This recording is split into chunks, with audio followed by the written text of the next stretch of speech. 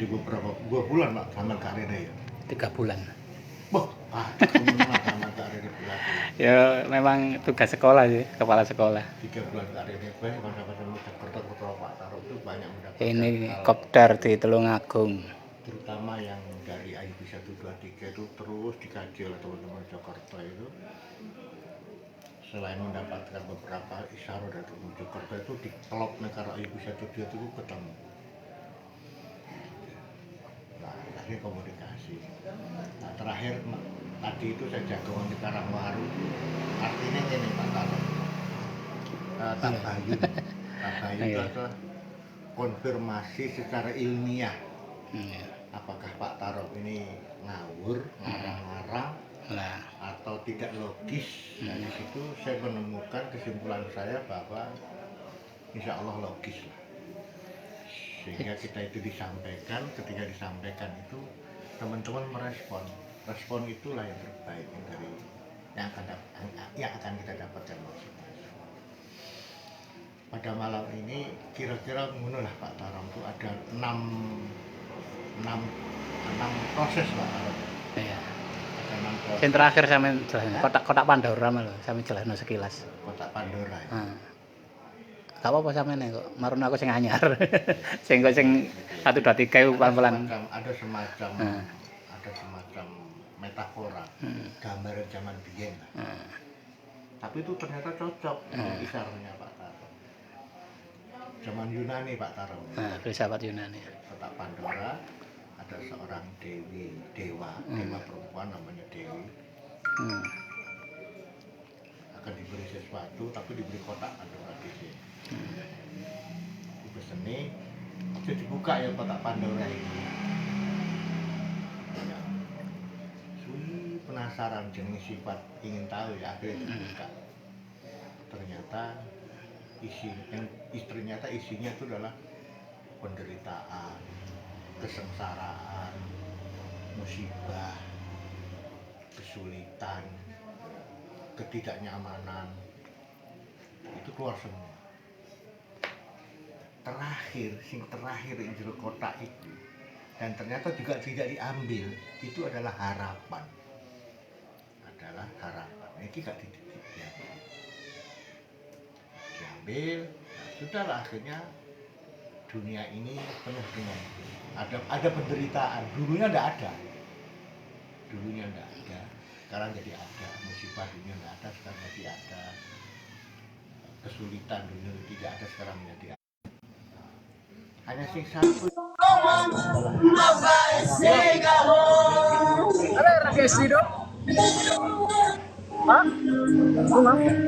Harapan ini artinya jujur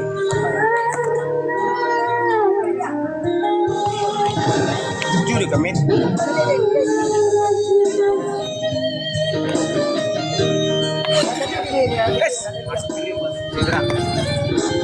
langsung Pak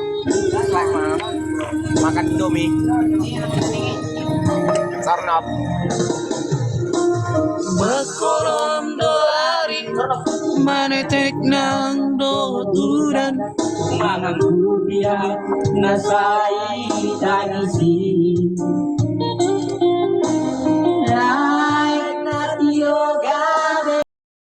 yang peradaban itu berkembang sedemikian rupa yang sudah diwarnai oleh para nabi-nabi sebelumnya, tapi saya kemudian mereka tidak mengikuti nabi yang terakhir. Jadi artinya apa? Saya berani mengklaim tradisi-tradisi Eropa, gereja itu adalah Islam. Hanya saja kemudian mereka bias, mereka mengembangkan tafsir yang keliru dan seterusnya, sehingga awak dewi merasa Islamnya awak dewi gak sambung karo Injil, gak sambung karo Taurat, gak sambung karo Bible. Kira-kira nah itu mau dimetaforakan kembali, mau dibuatkan satu gambaran yang menyatukan kembali. Saya berani berkata seperti ini karena ya ini kembang no yang salah gitu, boleh ono teliti ini keyakinan itu. Setelah itu laksanakan apa yang kau ketahui, apa yang kau pahami. Ojo mong dikaji-kaji tok, laksanakan keyakinan itu. Setelah kelaksanakan, pertanggungjawabkan apa sing mbok lakoni dari keyakinan itu.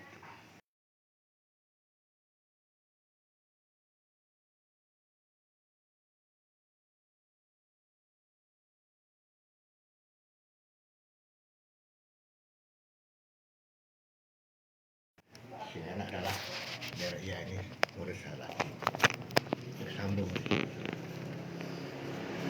Jadi awak dhewe iki balik ke apa ya zaman aku gak seneng nentokno gitu. Seolah-olah zamannya awak dhewe sebagai umat Muhammad, Kanjeng Nabi Muhammad ini sudah terpisah dengan sejarah Nabi Isa, Nabi dan sebagainya. Ya Islamnya awak dhewe kaya biyen gak Islam lagi Islam. Jadi begitu, ya ini Salahuddin itu mulang kepada kita seperti itu. Karena yakin. Monggo Pak Tarom itu bisa masuk ke sana. Iki sing endi sih? Nomor 1 ta langsung sing anyar. Sing anyar sih. Sing anyar. Budi lali. Bang lali. Nggih. Budi lali. Assalamualaikum warahmatullahi wabarakatuh. Salam. Seperti yang diutarakan Pak Wahyu, saya kemarin tuh melihat filsafat Yunani, terus saya gabungkan dengan filsafat tasawuf. Banter ya Pak, dan kru nanti. Apa ya? Tapi ngomong banter ya dan kru. Jadi filsafat tasawuf itu adalah di dalam kotak Pandoranya adalah hope atau harapan. Jadi ketika kotak Pandora dibuka, itu yang keluar adalah energi negatif dunia. Seperti kesengsaraan, kecemasan, kekhawatiran, keterpayahan, atau soro-soro yang lain. Tapi ada satu hal yang tidak pernah diambil di dasar kotak, namanya hope. Kalau bahasa Arabnya roja, harapan. Sesuai dengan ayat fama yarju lika Allah fala ya'mal amalan sholihah wa la yusyrik bi ibadati rabbih ahada. Barang siapa yang menginginkan untuk bertemu Allah, maka fala ya'mal amalan sholihah, maka beramal soleh. Amal soleh itu sangat universal. Wa la yusyrik bi ibadati rabbih, dan jangan melakukan syirik atau menyembah selain Allah. Jadi hope atau roja itu yang benar kita isi keinginan, harapan untuk bertemu Allah atau usul pada harapan. Hope atau roja. Kalau bahasa Inggrisnya hope, kalau bahasa Arabnya roja. Ini tadi saya sebelum dijemput Pak Edi, sebelum ada pertemuan, saya berpikir kelanjutannya ini.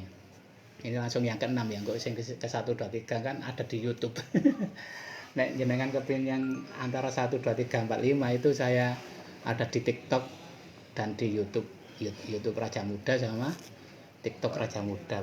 Kok dibahas mana itu? Apa? Secara acak. Ini yang paling penting. Tadi saya itu mengapa kita belajar ruh? Ketika manusia itu memandang manusia dengan ruh kasih sayang, itu kalau dalam film bagikan kita itu seperti Ultraman ya. Kekuatan super Ultraman adalah menyerap rasa cinta pada setiap makhluk. Jadi kita memandang manusia itu ruh kita akan saling bertabrakan. Tapi tabrakan itu apik. Kayak sing diomongo Pak Wahyu tadi. Ya ini kepingin gawe olahraga sepak bola karo UFC. Sepak bola kan juga perebutan fisik dengan fisik. UFC gelut ya, itu kan fisik dengan fisik. Nah di sini ruh dengan ruh. Dengan jagoan ini, ya Salahuddin sama Gus Yanub itu, ya apa arek Ayubi ini atau yang pokoknya murid ya Salahuddin ini, ruhnya itu digesekkan dengan rasa cinta kasih sayang. Jadi kalau kita hilangkan kebiasaan masa lalu, debat kusir, Debat kusir kan seakan-akan kita itu ingin mengalahkan, ingin menang atau ingin kalah dan menang, itu debat kusir. Kalau debat ruh itu maksudnya nggak debat, sharing ruh itu adalah saling memberi, saling menghargai, saling mencerahkan. Jadi ruhnya mursyid kita itu adalah ruh yang tercerahkan. Nah, kita adalah ruh yang ingin dicerahkan kan gitu ya. Dengan adanya gesekan ruh-ruh yang ingin dicerahkan ini, maka kita akan cerah dengan sendirinya. Jadi yang kita bahas adalah gesekan ruh. Itu seperti UFC dan sepak bola. Tadi saya nangkep langsung, apa sih maksudnya UFC, apa sih maksudnya sepak bola. Itu adalah ruh yang saling bergesekan. Caranya gimana? Ketika memandang manusia, kita harus memberi manfaat pada manusia, kita harus pancarkan rasa kasih sayang pada manusia. Nah, kayak kita melihat Mas Andi ya, kemarin 2 hari kok katanya laksanakan itu ilmu ruh, terus saya telepon, sama kok ngelakuin ini lah, kita itu menimbulkan rasa kasih sayang. Nah, kita sharing akhirnya bisa saling mencerahkan gitu. Jadi intinya gini, kita di jagongan ini keluar dari jagongan harus tercerahkan, ngoten Pak Wahyu. Tadi tujuan jagongan Yai Saladin itu keluar dari jagongan kita tercerahkan.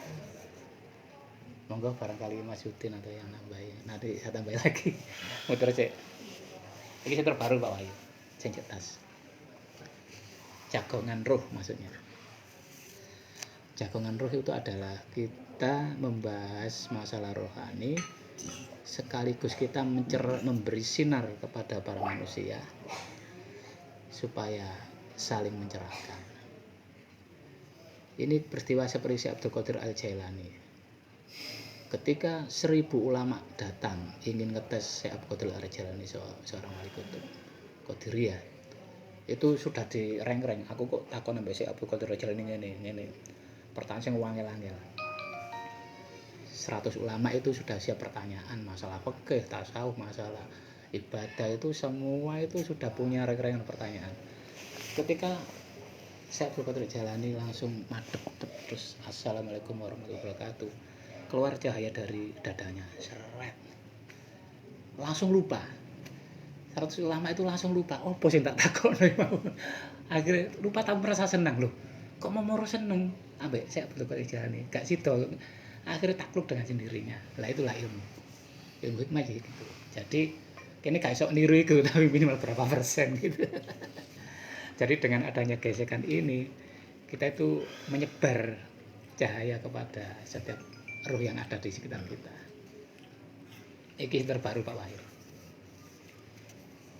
Monggo barangkali yang lain.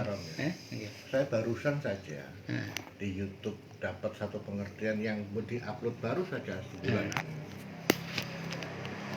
Jadi di situ menceritakan tentang perubahan kehidupan, bahwa katanya kita ini sudah masuk di dimensi 3 dan sekarang ini kita sedang masuk berproses secara tidak sadar masuk ke dimensi 4 dan masuk ke dimensi 5. Yang disebut di YouTube itu gini Pak Taro, namanya zaman spiritual. Makanya zaman biyen iku dimensi 3, wong iku ngandalno harta benda, royokan kekuasaan dan harta benda. Kedepan ini dimensi 4 dan 5 itu bergeser ke zamannya spiritual. Aku sampai bingung, jangan-jangan di sini lo mursyid hadir untuk perlahan-lahan awak dewi itu semakin spiritual. Obai manah, temuan-temuan pikiran dan manah itu mau kemudian dilaksanakan dalam kehidupan kita sehari-hari. Kira-kira maknanya ngono Pak. Jadi makanya berubah dan berubah di sini. Tapi saya belum mendalami Pak Tarong. Saya belum mendalami. Cuman katanya sini katakan kita ini sedang berubah dari dimensi 3 yang dulu senengane harta benda kan dimensi 3. Sekarang ini masuk ke spiritualisme. katanya saya curiga jangan-jangan iki loh yang sedang digiring ya ini kepada kita semua untuk menyegerakan diri masuk ke dimensi 4 dan 5 zaman peradaban spiritualisme. Cuma aku urung sok jelas niki apa bergeser. Kira-kira mana Pak Tano? Jadi saya hanya curiga.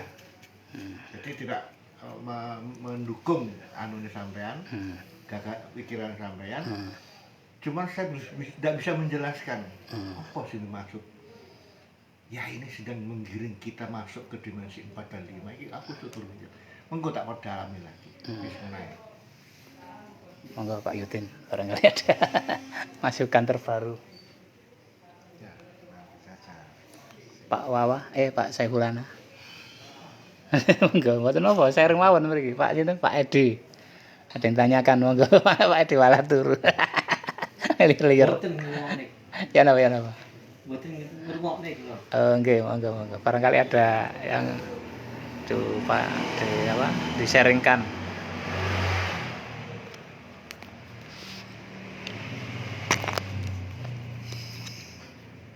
Diurut ae, Mas. Sing tarbiatur ruh diurut ae. Ya apa, sing 3 bulan iki agak rene ya. Ya Pak, ya ta iki sik ae. Ya, Gak ya langsung aja. Langsung aja. Dari 1 sampai 6. Ya tergantung kanca-kanca nyandak kuat apa Sik apa, sing iki sik ta ditambahi. Monggo to. Monggo sak kersa Iku mawon. aku. Jadi saya di Mojokerto itu setiap jagongan itu membahas masalah ruh. Yang pertama, tahap awal yaitu kita harus berkesadaran tentang ruh. Kesadaran tertinggi. Kesadaran tertinggi. Jadi kita sadar menemukan bahwa di dalam jiwa kita ada ruh, dalam tubuh kita ada ruh. Setelah itu muraqabah ruh. Muraqabah ruh adalah selalu mengintai ruh kita. Kadang lali, kadang eling. Iki kan manusia kan ada 2, ada jasmani, ada rohani. Nah, selama ini manusia kan yang dipandang adalah jasad. Ketika ruh dianaktirikan, ketika ruh nggak diregen, itu akhirnya ruh itu adalah sesuatu yang sangat hebat. Kalau kita sudah paham ruh, cara wong Jawa kita ini gak butuh jimat, gak butuh pusaka, gak butuh namakan. Karena di dalam jiwa kita ruh itu dulu pernah melihat Allah. Ruh itu pernah bersanding dengan Allah. Ruh sampai ini loh kok apik. Jadi setiap manusia itu punya hak untuk mendekat pada Allah. Sampai kabeh iki pernah bertemu Allah. Cuma dilupakan. Namanya insan kan lali. Dilupakan. Kalau nggak dilupakan ya kalau dalam kata kemarin ada seorang ulama mengatakan bahwa ketika ruh masuk ke jasad itu diberi hijab yang banyak supaya jasad nggak terbakar. Karena ruh itu diselimuti oleh hijab yang banyak. Ada 7 lapis hijab. Satu lapisnya 70 hijab lagi. 70 kali 7 hijab berapa itu sudah kita harus melintek hijab nggak situ. Lah itu. Di situ. Setelah itu musyahadah ruh. Setelah muraqabah ruh baru kita menyaksikan ruh. Itu tahapan yang pertama. Tahapan yang kedua, kalau sudah bisa musyahadah ruh, kita melatih dzikir latifah naqsabandiyah, yaitu nafas, tanafus, nufus. Tanafas. Jadi ruh itu intinya kalau di dalam jasad adalah ambekan. Angin yang masuk ini. Kalau kita ditutup ini kan mati kan. Wong dibikep iru ki ambek iku meninggal ya. Jadi kita belajar mengolah nafas, kita dzikir. Kalau nek dzikir kan ditarik. Lah itu kan jangan sampai ngobos. Itu kalau latihan itu biasanya itu 3 kali tarian. Kalau nggak bisa, kalau sudah bisa 1 kali tarian.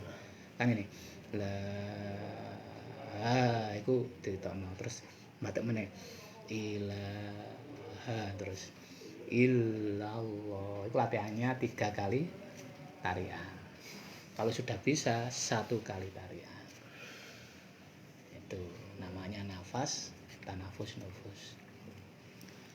Terus yang ketiga, tahap ketiga adalah mengeluarkan ruh idofi. Jadi manusia itu punya ruh yang tercerahkan, ruh yang azali. Ini ruh idofi. Lah ruh idofi inilah yang membuat manusia sengsara karena punya nafsu, punya keinginan. Kalau ruh idofi sudah dibuang, kita akan bisa berjuang dengan mursyid. Ruh idofi dibuang, tinggal ruh yang asli. Ruh asli adalah ruh yang di zaman azali yang belum diberi tulisan. Di goresan takdir belum ada.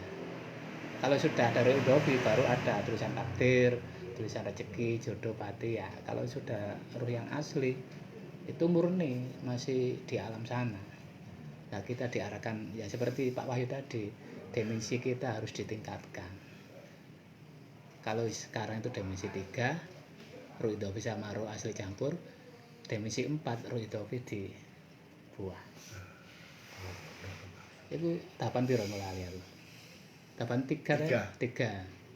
Tahapan keempat. Lah ini rada Jawa. Yaitu babakan hawa songo. Babakan hawa songo itu bolongan 2 mata, 2 hidung, mulut, 2 telinga, terus kubul sama tubuh. Nah, babakan hawa songo dibagi menjadi 4. Babakan hawa songo lahir, setelah itu babakan hawa songo batin, babakan hawa songo inti, babakan hawa songo dat. Enak kitabe ketane. Nang Jawa. Kayak kitabe tutur Jawa malah kitab ngaji. Terus Babakan hawa songo lahir itu yang terlihat. Kita punya 2 mata, 2 telinga dan lain sebagainya. Babakan hawa songo batin. Mengapa manusia bisa melihat? Apa yang dilihat? Lah, babakan hawa songo inti, di dalam penglihatan itu ada apa? Terus babakan hawa songo dat, siapa yang melihat? Lah itu. Setelah itu baru nang aji soko. Kepiro kelima ya? Kelima ya. Aji soko gini. Aji soko itu kan asal usulnya huruf Jawa kan Hono Coroko Doto Sawolo Podo Jaya Mogo Podo. Ini sebenarnya adalah pelajaran masalah rohani. Aji Soko itu punya 2 orang utusan. Hono Coroko ono 2 utusan, Doto Sawolo nggawa tugas di dhewe nggo layang, Podo Jaya podo menangi moga podo matine. Lah Aji Soko adalah simbol dengan simbol roh. Doro simbol akal, Sembodo simbol hati. Satu saat Aji Soko itu bertiga. Aji Soko, Doro, Sembodo. Terus Aji Soko berkata pada Doro, Aji Soko iki keris iki cekelen. Aku ambek Sembodo kajengi nang kerajaan liya. Ojo dijupuk kecuali aku dhewe sing njupuk. Lah keris iku nek cara Jawa ngeker barang sing aris. Kebijaksanaan. Karena ilmu di kita itu kan ilmunya Nabi Khidir, bukan ilmu tapi hikmah. Ilmu dengan hikmah itu beda. Kalau ilmu bisa dipelajari, kalau hikmah itu langsung dari Tuhan. Berarti kebijaksanaan, pertama kalau kita belajar rohani harus bisa melatih kebijaksanaan akal. Lah, setelah lama manusia menggunakan kebijaksanaan akal, akhirnya roh itu lho nek dijarno ngene gak iso menungso mek nggae akal tok. Akhire Sembodo mau diperintah Mbak Aji Soko, jupuken kerise aku butuh, ngomong aku sing merintah. Akhire Sembodo ngkondo nang Duro, aku diutus Aji Soko njupuk keris. Yo gak iso. Sing njupuk kudu Aji Soko dhewe lah. Akhire padha nggawa amanate perang tanding, padha menangi, padha matine. Jadi kebijaksanaan akhirnya ketika Aji Soko datang, kerisnya ada, dua-duanya sudah meninggal. Itu maknanya gini. Jadi kalau kita rohnya kepingin on atau nyala atau aktif, itu harus ketika kita bersila, sing mikir duduk akalku tapi rohku, sing ngrasa duduk atiku tapi rohku. Lah itu. Gitu. Terus yang terakhir keenam kotak Pandora tadi. Ada ya? Ada yang ditanyakan? Oke, lanjutin baru ada yang sama. saya tak mendengar saja. Wah, benar. Menyimak. Loh, Pak Andi tekoi. Lah ya, enggak. Kok pas aku mau ngomong Karo Lukman to jemput Nandi. Monggo. Sewu Pak Tarom, ndak diwaca tapi wis sing sampean critakno kabeh itu. Nah, Itu sing pertama bab apa Pak Tarom? bab kesadaran tertinggi. Waalaikumsalam. Mulai ya. Kayak pas loh. Aku mau WA jemput. Loh, Nanti lakon. ternyata sama harus jemput Kang. Wong kan buka ya. Lah ya. Kayak pas. Alhamdulillah. Tuh kok pertapaan nih. Ngono lah. Kesadaran tertinggi itu kita lewati bersama-sama. Iku koyok-koyok konkret Imam Mahdi ku, heeh gitu. Pas yang digambarno nek Ayub 1 2 3. Aku lho ya, aku mau main ngono. Makanya nyuwun sewu. Ayub 1 2 3 ini ya, yang menceritakan tentang Imam Mahdi. Itu saya khusus belum cerita kalau kanca-kanca Tulungagung. Kuatir kanca-kanca Tulungagung tuh akan ngecap Gus Janov iku bojo. Karena muskil itu. Karena awal berangkat kita itu oleh pengajian kita tentang Imam Mahdi. Wes waduh kayak mal kiamat itu waduh. Tapi kok tiba-tiba keterangan Ayub 1 Gus Janov itu yang saya Pak Taro. Kayak iya ya logis gitu. Imam Mahdi ku logis.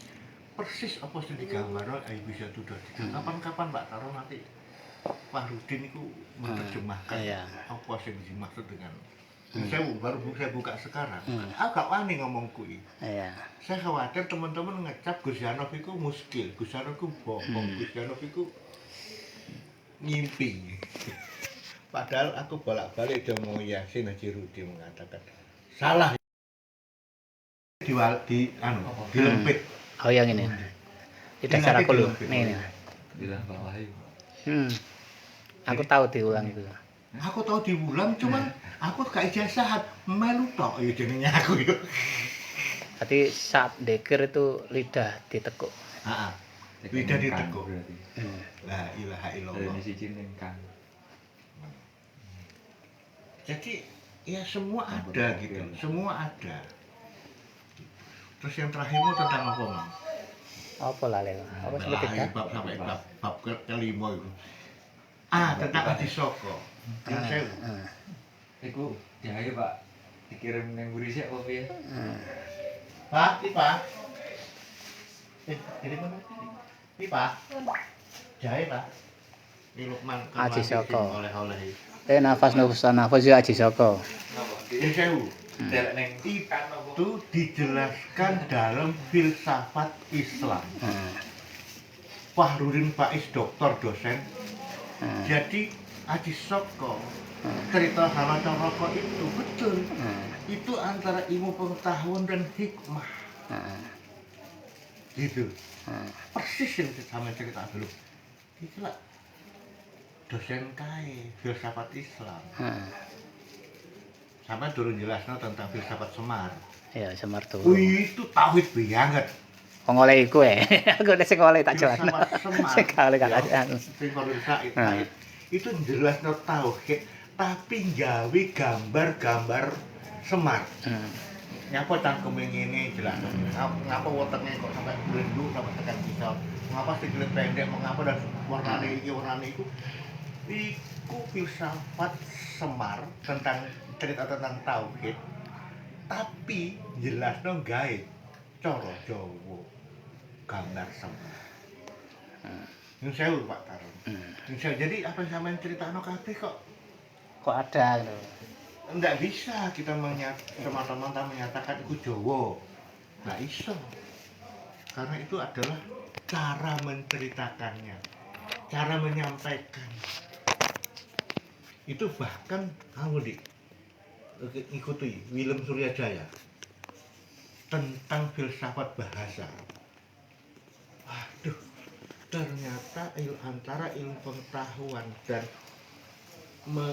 mengolah hati mana, menghidupkan mana, itu meskipun Wilung Suryajaya itu orang Katolik, ya, tapi dengan ilmu pengetahuan filsafat umum, itu iso gandeng karo makna logika tauhid.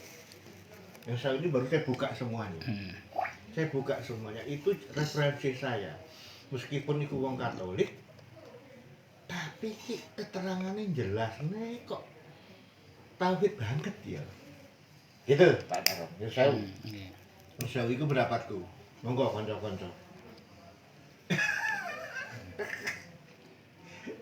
Ya tadi barusan Andi tak Andi lah linge Ustaz Farudin Faiz anu. Saya 2 bulan yang lalu kebetulan kok Roro buka YouTube kuwi. Tak pojok kok cocok. Ternyata apa yang saya angen-angen itu dijabarkan di Farudin Faiz. Tuh. Kan Jadi, apa sih sampean pikirkan cocok nih? iya, ternyata itu. Ya muka-muka tak kayak iso membantu lah setidaknya wawasan. Saya suka dari Farudin Faiz itu kan dia tuh mempelajari apa saja, tidak ngopi sih. Iya. ya, tidak fanatik bahasa ini enggak apa semua dipelajari. Sampai filsuf Islam dan Barat pun dia dipelajari. Itu kan saja. Intinya dia tuh ngoncai dari seorang orang sufi, seorang itu menjabarkan diuncai secara jelas di situ. Nggak tahu entah kok kenapa si Cucu muncul di situ, mungkin 2-3 bulan yang lalu kok muncul di situ. Saya nggak tahu kok ada gambar tak saya klik, oh cocok ini. Saya ikuti, setelah saya klik kan ternyata logaritmanya langsung muncul kan. Saya tuh belajar di situ. Entah, enggak tahu toh. Atau ya itu duduh nih. Iki loh. Saya enggak tahu. Mungkin bisa juga firasat saya iki loh. Kau belajar di sini. Selama ini saya belajar dari situ. Oke. Iki Lukman, ya. Yang sering saya katakan, kita memahami Islam itu melalui pengajian. Pengajian itu adalah Quran, hadis, kitab kuning. Kalau tidak itu, maka itu adalah di luar Islam. Akhirnya apa? Ketika kita ngaji ayat bisa 123 itu YouTube, dianggap itu bukan kitab kuning, dianggap itu bukan Islam. Yang sewu Pak Lukman. Ya, memang tuh banyak Ya, orang sin seperti itu. cerita bolak-balik. Keras sekali. Wong telu tukang ngaji ni pondok. Saman. Putra Balatip. Ya. Ana Situngkas, ana Situngkas. Aku lali jenenge. Yakin lali jenenge. Celuk. Menurut awakmu ki piye? Jelasno plek teks kitab ngene. Kamu piye padha? Ngai pertanyaan ini manjat. Piye? Pelek kitab. Langsung ya karo ini dibuang. Nek ngono caramu, piye carane Islam berkembang? Piye carane awakmu Islam wong Jepang? Iku aku sing kitab kuning saja sama ya itu dibegitukan gitu loh. Terus terang iki keluh kesahku yang 4 tahun yang lalu ya, yang ketika Yasin cerita ngono. Jadi orang tiga itu kemudian ya sewu Yasin manggil lagi yang Ponorogo, si ahli sejarah itu. Ahli sejarah yang apa? Kitab apa? Ibnu Katsir. Ya ngono. Cerita sering ditimbali karo yai. Padahal itu berpikirnya itu sudah pakai sini. Hafal Quran, bapak hafal Quran, mbah hafal Quran, mbah buyute hafal Quran. Itu saja kemudian diiyani karo yai, padahal analisis Ibnu Katsir dalam sejarah Islam itu bener. Dan apa senengane nek ngaji gawe glangkon. Wiku jauh dari apa yang sering kita ceritakan dalam kiai nek ngulang kitab kuning apa pada umumnya. Rawi apa sapa ya Kang Sopong lho. Itu apa lali. Ahli ya. Cara iku sing iya sing glangkon Jawa ya. Nek ngaji gawe kitab gawe glangkon. Kancane Cak Nun. Kancane Cak Nun. Iku wis nyeleneh. Ngono terakhir karo yai ini ya sebagian digawe, sebagian enggak. Ya Allah. Maksud saya begini. Saya mencoba membaca apa sing dikersakne yai itu terus pundi. Pun dibuka mohon maaf wis pun matur nuwun dibuka. Jadi sekarang ini kita sedang membaca sing dikersakane jenengan itu sing terus pundi yai. Terakhir saya melihat itu di ruangan parkiran M2 itu ada tempat pipis sambil berdiri. Aku terus suwi, aku mikir suwi. Adik cerita, mempertegas. Ya, guru torikoku, mursidku kok wani gawe tempat pipis berdiri. Ngadeg lho, ten hotel lho. Iki nek gak pemahamane hakikat sing jero, ndak mungkin ya ini wani gawe model pipis sing model ngene iki. Coba dibatasi tembok, Pak, sak menit tok. Dadi nek awake pipis ya terus sak menit. Ketok. Karena lawange bisa. Heeh. Wani teges. Iki nek gak mursidku pondalamane sing kliwat jero ndak mungkin wani gawe model pipis sing ngene. Aku tak jemput sepurone ya, tak jemput sik. Sebab apa awake paham jenenge adab pipis ya lungguh. Jongkok. Jongkok. Ini teman-teman mestinya bisa mengambil apa sih sakjane dalam pikiran sing dikersakne yai terhadap kita ini. Nek aku rentang-rentang karo pendeta aku sering karo Hindu Buddha aku sering rentang itu ngetutno ae. Ya ini kancane wong Katolik Ortodoks wis paham. Wong Buddha kadang kala. Insyaallah saya hanya ingin mengangkat berubah sing dikersakne ya iki kesebut. Wis ngono ae. Iki Andi karo Lukman urung oleh kopi. Matur nuwun, Mbak. Oh, ya weh. Kirain lututnya masih sakit. Terima kasih. Ngapa bojone sik nang terminal? Enggak, Pak Taro. Jadi apa sampean sampekno iku? Iku berkaitan kok kae. Wong peristiwa kae tentang yai kuwi kae. Iki sing belum sampean rangkum. Mas Andi. Apa? Enggak sampean rangkum didik. Sampe iso ngerangkum bahasane mediasi mediator. Isa. Iya, sampean rangkum iso lho sing 6 tahap Mas. Aku gak iso Pak. Iya iso lah. Sing dari 1 2 3 sampai 6.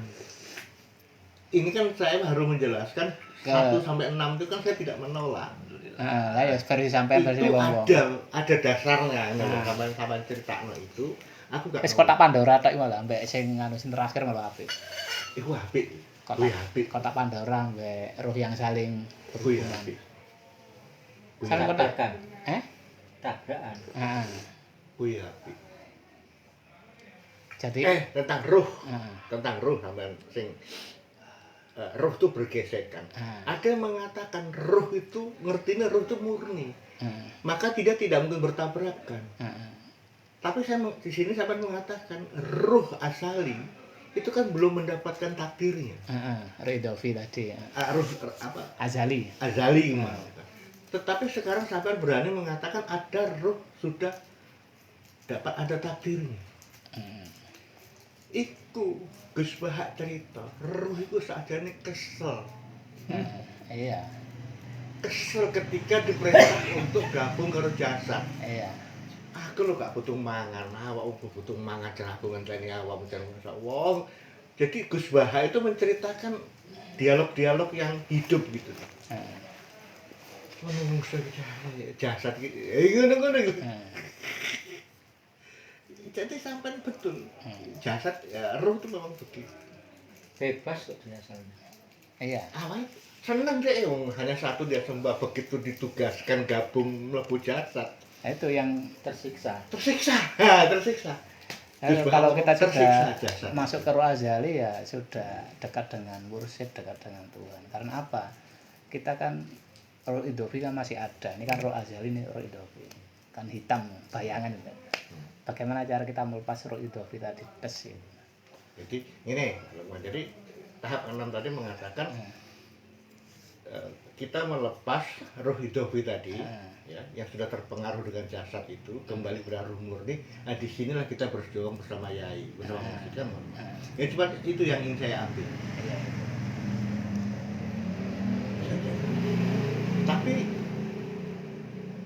Tapi tugasnya awak dia kan dunia. Lah, Apa bisa terus? karena tadi mursyid yang terakhir itu kan butuh pasukan yang ruhnya nyala. Karena yang dihadapi adalah Dajjal. Kalau kita nggak punya kekuatan roh, nggak punya roh yang tercerahkan, siapa lagi yang berjuang? Sama ini pilihan kafe, gak kemen-kemen pilihan kafe. Aku ini orang daya ada diskusi ini. Awake gak rumangsa nek awak dhewe waliullah. Ya pilih ya.